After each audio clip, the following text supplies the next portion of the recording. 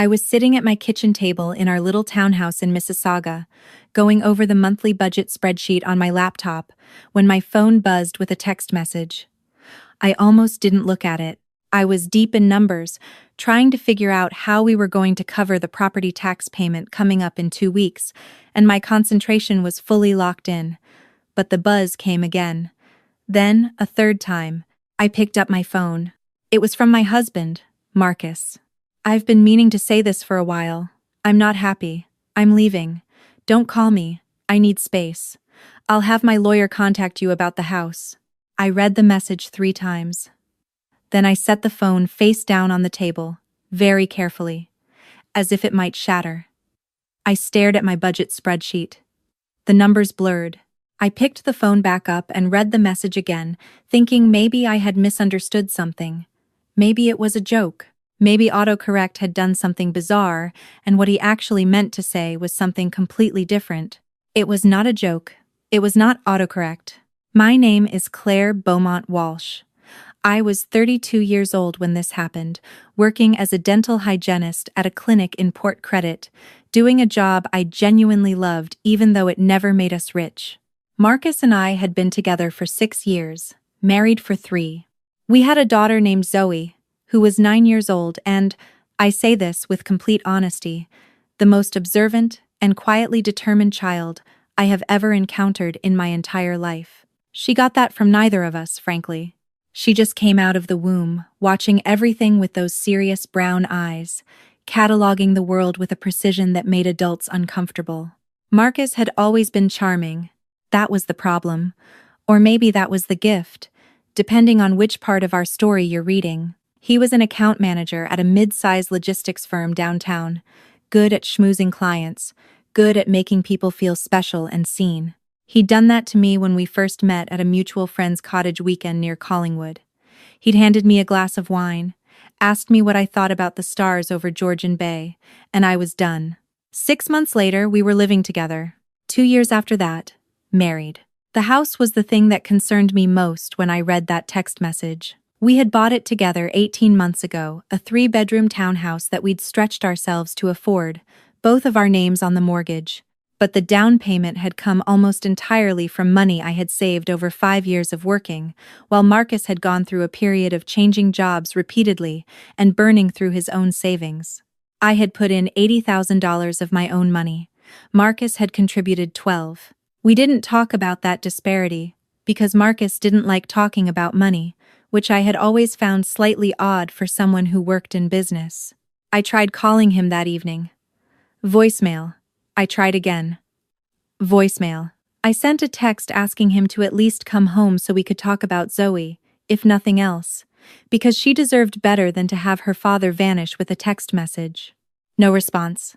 Zoe noticed at dinner that I wasn't eating. She was doing her homework at the kitchen table while I heated up soup I didn't want, and she looked up at me with those careful eyes and said, "Mom, you've been stirring that for like 10 minutes and it's going to burn." I looked down. She was right. "Is Dad coming home tonight?" she asked. I put the spoon down. I turned off the burner. I sat across from her at the table, and I told her, as simply and calmly as I could, that Dad and I were having some problems, and that Dad was staying somewhere else for a little while. I told her it had nothing to do with her. I told her that both of us loved her more than anything. Zoe looked at me for a long moment. Then she said, "He's been acting weird since February." She said it the way you'd note that it was raining outside. Informational. Calm. It was currently late April. "Weird how?" I asked. "His phone is always face down," she said, "and he started going to the gym a lot, but he comes home smelling like coffee, not sweat." I had noticed neither of these things. I felt briefly humiliated by this, and then I felt something that was harder to name, a kind of cold, focused alertness. Like when you're doing a cleaning and suddenly spot a cavity you weren't expecting and your whole attention narrows to that one point. "Okay," I said. "Thanks for telling me, Bug." She nodded and went back to her homework. I sat there and thought about February. In February, Marcus had suggested we refinance the mortgage. He said interest rates were shifting and we could get a better deal, lower our monthly payments, free up some cash. He'd brought home a stack of papers, walked me through them quickly over dinner. said it was time sensitive and the broker needed them back within 2 days. I had signed where he pointed. I trusted him. He worked in business, he understood these things better than I did, and I was tired after a long week of back-to-back patient appointments. I went to my filing cabinet that night after Zoe was in bed. I pulled out every piece of paper related to our house. I spread them on the kitchen table, under the overhead light, and I started reading, slowly and carefully, the way I had not done in February. It took me an hour and a half to understand what I was looking at.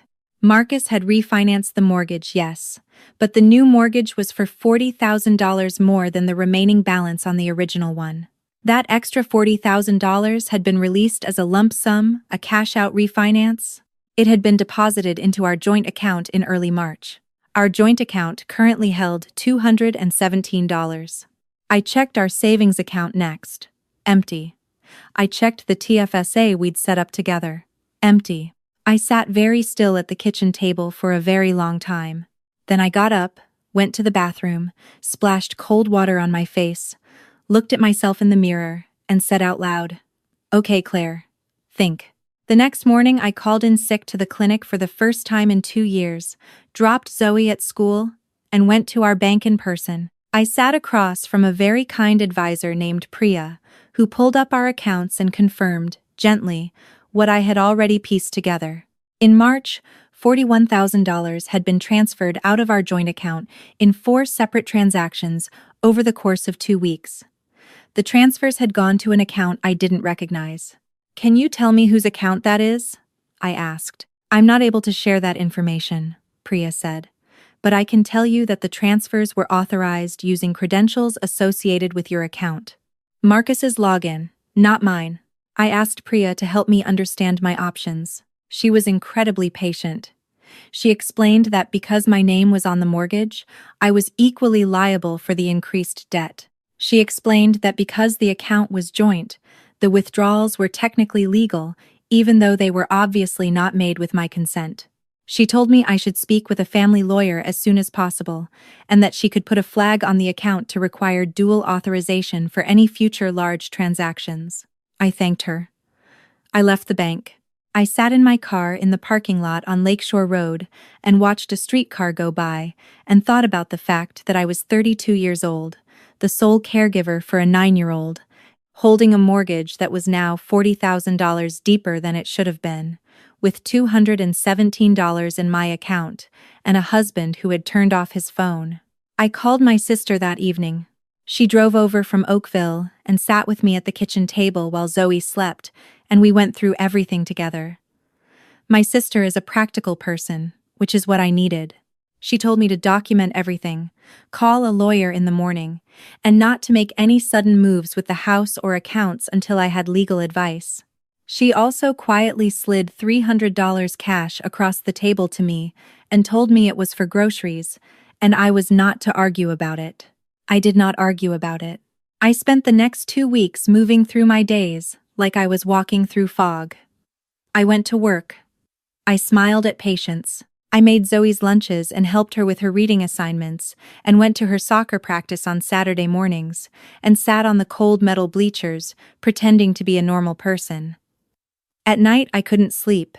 I lay in the dark and stared at the ceiling and tried to do math in my head about how long I could sustain the mortgage payments on my salary alone, and whether I would need to sell the house and what that would do to Zoe's school, her friends, the only home she had ever known. At some point in the second week, I got sick. Not emotionally sick, actually physically sick. My body, apparently, had decided this was a reasonable time to catch a respiratory infection that turned into a bronchial thing, that turned into a week of me barely able to get off the couch.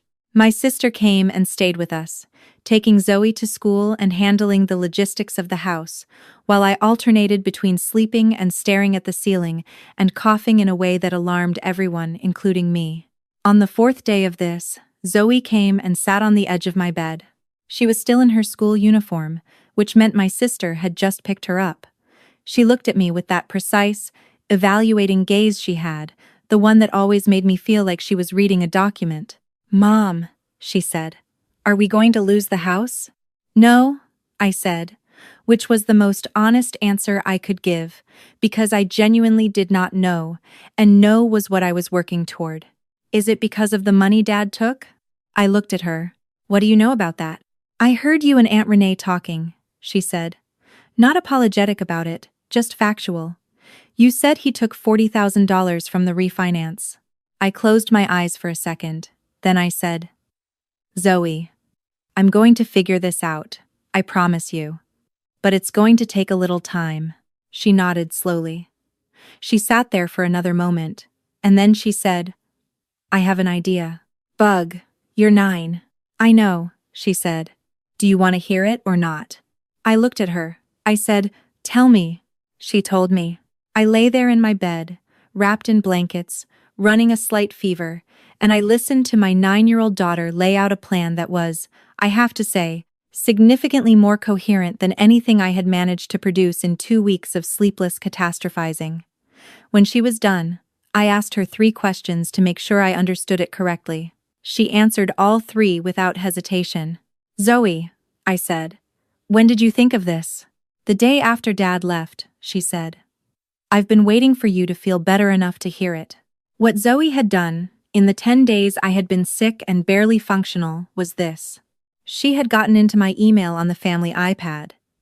She knew my password because she'd watched me type it in approximately 800 times, and she had found and read every single email thread between me and the mortgage broker from February. She had then, with patience that I still find astonishing, searched the broker's name online, found the brokerage's business registration, found that the broker was licensed through FSRA, and written down the license number. She had also found, in a thread I had not read carefully, an email that mentioned a second contact copied on the refinancing paperwork, a name I didn't recognize, with an email address from a company called Meridian Advisory Group. She had searched that company. It did not appear to have a website. It had a business registration in Ontario that was only 8 months old. She had written all of this down in a notes app on the iPad and organized it into a timeline. I think that's where Dad sent the money, she said. Meridian Advisory.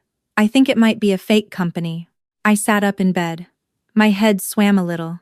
I said, Zoe, how do you know what a shell company is? She shrugged. YouTube. Also, we did a unit on financial literacy in school last year, and my teacher talked about fraud. I want to say that I immediately leapt into action. I didn't. I was sick, and the information was a lot to absorb, and I spent another 2 days in bed just letting it settle. But on the 3rd day, I got up, showered, ate actual food, and called the family lawyer I'd consulted 2 weeks earlier. I told her what Zoe had found. There was a pause on the line, and then my lawyer said, Your 9-year-old found this? Yes, I said. Another pause. Then, send me everything she documented. All of it. Over the following week, things moved quickly. My lawyer contacted the FSRA about the broker. She also involved a forensic accountant she worked with regularly, who looked at the transfer records and confirmed that Meridian Advisory Group appeared to have no legitimate business activity. It was registered to an address that turned out to be a UPS store mailbox in Brampton, and its only apparent function had been to receive and then redistribute funds. The accountant believed the money had been funneled through Meridian into a personal account, possibly Marcus's, possibly someone else's, possibly both. My lawyer applied for a court order to freeze any joint assets while the investigation was underway. This is the part where I have to tell you what happened with Marcus, because up until this point, I had still not spoken to him. He had maintained complete silence for nearly a month. No calls, no texts, nothing about Zoe, nothing about the house. My sister called him furious one Sunday, and he actually picked up, which shocked all of us, and told her it was between me and him and to stay out of it, and then hung up. But then Zoe sent him a text. She did this without telling me, which I discovered afterward. She texted him from my phone while I was in the shower, a single message that said, Dad, it's Zoe. I need to talk to you. It's important. Please call me tonight. He called within 20 minutes. She didn't tell me any of this until after. She took my phone into her room, closed the door, and had a conversation with her father that lasted 47 minutes. I found out about it when I came downstairs and saw my phone sitting on the kitchen counter and Zoe sitting at the table, doing what appeared to be a very calm drawing of a horse. "Did someone call?" I asked, because I'd heard murmuring from upstairs. "Dad called," she said. I stared at her. "Zoe, I texted him first," she said. "I thought he should know some things before you contacted him through the lawyers. I thought it would be better if he heard it from me." She looked up from her drawing. "I hope that's okay." I sat down. "What did you tell him?" "I told him I knew about the money," she said. "I told him I knew about Meridian Advisory and the mailbox in Brampton. I told him that Mom's lawyer had already filed the court documents to freeze the joint assets and that the FSRA was investigating the mortgage broker." She paused. "I also told him that I had screenshotted every email in Mom's account related to the refinancing, including the ones where the broker confirmed his instructions, and that I'd saved them to 3 different places." I said, very quietly, "Zoe." "He was quiet for a really long time," she said. "Then he asked me how I knew all this." I said I read the emails. "He asked me if I'd told Mom." I said yes. "He asked how Mom was doing." She went back to her drawing. "I told him Mom was doing fine, and that if he wanted to do right by us, he should call the lawyer and not make this harder than it needed to be." I don't fully know how to describe what I felt sitting there in my kitchen, listening to my 9-year-old tell me this. It was not a simple feeling. There was something that clenched in my chest that wasn't quite grief, and wasn't quite pride, but was somewhere between the two, this overwhelming, disorienting awareness that my daughter had, in a very quiet and very deliberate way, handled something that I had been too sick and too overwhelmed to handle myself. She had done it carefully. She had done it without drama. She had done it the way she did everything, which was with a thoroughness that made the adults around her look scattered. I also felt, I'll be honest, a complicated wave of guilt. My 9-year-old should have been thinking about her soccer team and her horse drawings and whether she could get a hamster, not documenting financial fraud and negotiating with her father on her mother's behalf. "You shouldn't have had to do any of that," I told her. She looked up at me and said, with the directness she had always possessed, "I know, but someone had to."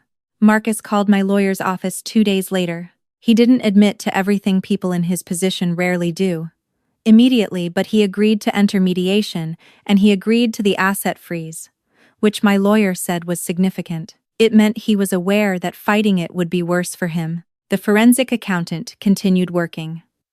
Over the following weeks, a clearer picture emerged. Marcus had met a woman at an industry conference in Calgary the previous autumn. Her name is not important to this story. What is important is that they had made plans together, and those plans involved money specifically, money that Marcus apparently believed he was entitled to extract from our shared life before he exited it. Meridian Advisory had been set up, with the help of the mortgage broker, as a mechanism to move funds. The broker's license was suspended during the FSRA investigation, and a separate referral was made to the relevant regulatory body for potential fraud charges. Marcus's position, when he eventually had to articulate it through his own lawyer, was that he believed the refinanced amount constituted his share of the home's equity. This position did not hold up to scrutiny, not least because $80,000 of the original down payment had been mine, which my lawyer documented thoroughly, and not least because I thought it was mine, is not generally accepted as a legal justification for moving money through a shell company without your spouse's knowledge or consent. Mediation was not pleasant. I am not going to pretend it was. There were sessions where I sat across a table from Marcus and had to look at him and remember who I had thought he was and reconcile that with who he actually turned out to be, and that process was painful in a way that I don't have precise words for. He did not look the same to me. He looked smaller, somehow, like something that had been revealed as less than it appeared. But mediation moved toward a resolution, because the alternative litigation, with the documentation Zoe had assembled, was not good for Marcus. The settlement required him to repay the $41,000 drawn from our joint account, structured through a payment plan. He agreed to a formal custody arrangement, giving me primary residential custody of Zoe with scheduled visits. The house would remain in my name, with him removed from the mortgage through a formal assumption process, once the repayment plan was legally secured. He would pay child support in accordance with Ontario guidelines. The mortgage broker situation was handled separately, through the legal process. I won't go into the details of what happened there, except to say that the system, slow as it sometimes is, does have mechanisms for situations like this, and those mechanisms engaged. The week the mediation agreement was signed, I took Zoe to her favorite restaurant on the lakeshore, the one with the big windows that look out over the water, where you can see the Toronto skyline across the lake on clear days. We got the window table. We ordered pasta and sparkling water and the chocolate lava cake she had been asking about for 3 months. I looked at her across the table and said, "I need to say something to you." She put down her fork. Attentive. "What you did took a lot of courage," I said, "and a lot of intelligence, and I am so proud of you. But I also want you to know something important." I paused, trying to get the words right. "It is not your job to fix things for the adults in your life. What happened with your dad, that was not your problem to solve. You solved it anyway, and it mattered, and I will never forget that. But I don't want you to carry that. You're 9 years old. The weight of this was mine to carry. I'm sorry you picked it up." Zoe considered this for a moment. Then she said, "I know it wasn't my job, but you were sick, and you were scared, and I wasn't. So it made sense for me to do it." She picked up her fork again. "Also, I like figuring things out. It wasn't as hard as you might think." I laughed, and it was the first real laugh I'd had in weeks, and it surprised me with how much it relieved something in my chest. "The lava cake is really good," she said. We sat there by the window, while the lake did what Lake Ontario does in late spring, which is look vast and gray-green and indifferent and beautiful. I thought about the year behind me, the text message, the budget spreadsheet, the night I spread the mortgage papers on the kitchen table and started reading. I thought about Priya at the bank, and my sister sliding cash across the table, and my lawyer's pause on the phone when I told her what Zoe had found. I thought about my daughter, 9 years old, sitting at the kitchen table doing homework while I stirred soup for too long, watching me, noticing, quietly deciding what needed to be done. There are things you can control in your life and things you cannot. I could not control the fact that the person I had chosen to build a life with turned out to be someone who would hollow that life out from the inside and walk away from it through a text message. I could not control the panic, or the fog, or the 2 weeks of bronchial infection that took me out at exactly the wrong time. What I could control, in the end, was how I responded once I had the information I needed. And I had a 9-year-old to thank for making sure I had it. We are still in the townhouse in Mississauga. Zoe is still at her school, still on her soccer team, still drawing horses at the kitchen table. My sister comes over for dinner on Sundays, and my lawyer sends me updates as the various processes work their way through. My dental hygiene practice at the clinic has, if anything, improved. Because there is something clarifying about crisis, it strips away the things you spent energy on that didn't matter and makes the things that do matter very obvious. What I want to say, to anyone who finds themselves reading this from somewhere dark from a kitchen table at midnight, staring at numbers that don't add up, trying to figure out how you got here, the fog does lift. Not immediately, not without help, but it lifts. Ask for the help you need. Call the lawyer. Go to the bank. Let your sister sit with you. And if your 9-year-old daughter comes to sit on the edge of your bed with a timeline she built in a notes app and says she has an idea, listen to her. You might be surprised. What I learned through all of this, painfully and slowly, and then all at once, is that betrayal reveals things. It reveals who the people around you truly are. The ones who show up, the ones who slide cash across the table without being asked, the ones who drive over from Oakville at 9 at night because you need them. And it reveals who you are, too. What you're made of when everything you built is suddenly in question. I am made of more than I thought. So is my daughter.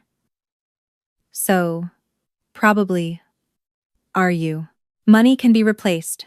Debt can be paid down, 1 month at a time.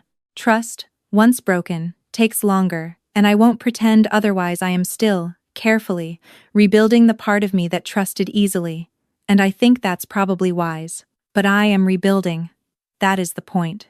And if someone ever tries to tell you that a 9-year-old is too young to understand the world, you are welcome to send them to Zoe. She will very politely correct them, and then go back to drawing horses.